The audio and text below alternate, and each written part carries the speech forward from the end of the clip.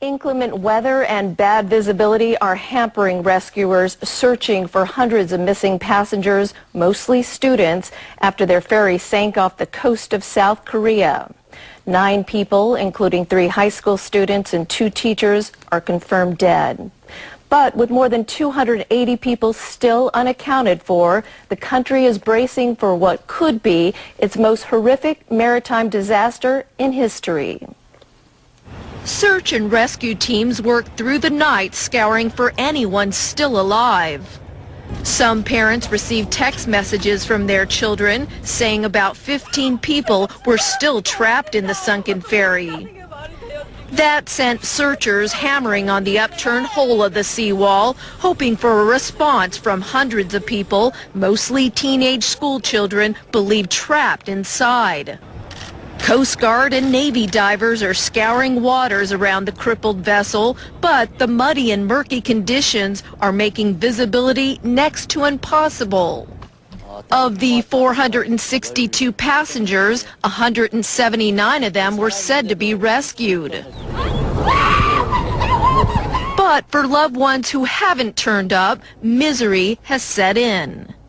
The majority of those panic-stricken are parents of the 340 children who were journeying to Jeju Island for what was supposed to be a fun-filled school trip. Dramatic video was captured of this 6-year-old girl being rescued.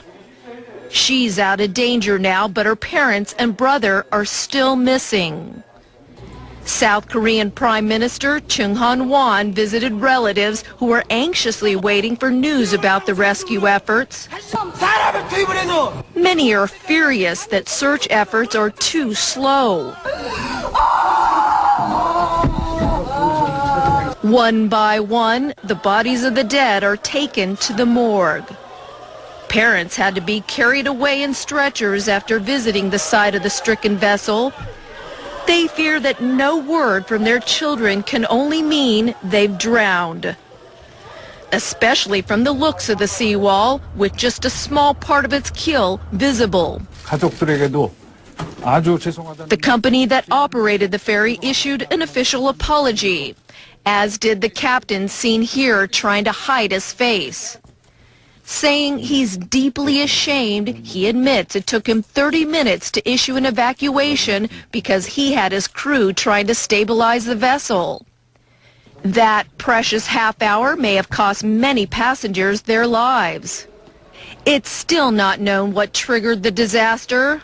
Among the missing are 2 Chinese nationals. More than 500 divers are working around the clock, and 3 cranes are being towed to the disaster to try to hoist the ship.